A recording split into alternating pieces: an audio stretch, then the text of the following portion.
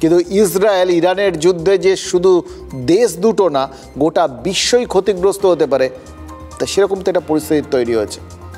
ক্ষতি কি সব শুধু ওই একরকম হয় নাকি?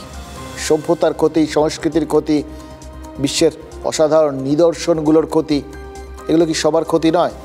যদি ব্যাবিলনীয় সভ্যতার নিদর্শনগুলো, যেগুলো এখনও ইরান সযত্নে বাঁচিয়ে রেখেছে, ইনফ্যাক্ট ইরানের মধ্যেই বোধহয় এই ধরনের প্রাচীন সভ্যতার নিদর্শন সব থেকে বেশি আছে, ইতিহাসের বিভিন্ন টুকরো টাকরা ইরানের এপাশ ওপাশ ছড়িয়ে।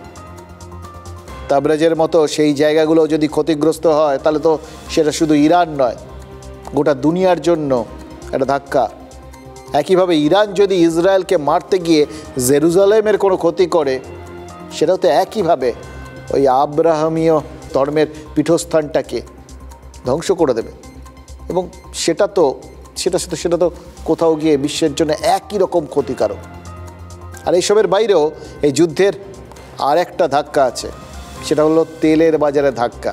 ইরান আর ইসরায়েল দুটো দেশই সারা বিশ্বে অপরিশোধিত তেলের যোগানদার, এবং ওই অঞ্চলে যদি যুদ্ধ লাগে, তাহলে তো সেটা গোটা আরব বিশ্বের ওপর প্রভাব ফেলবে। ফলে ইতিমধ্যেই বিশ্ববাজারে তেলের দাম বেড়েছে। দুদিনের মধ্যে অপরিশোধিত তেল বা ক্রুড, তার দাম চচর করে বাড়ছে।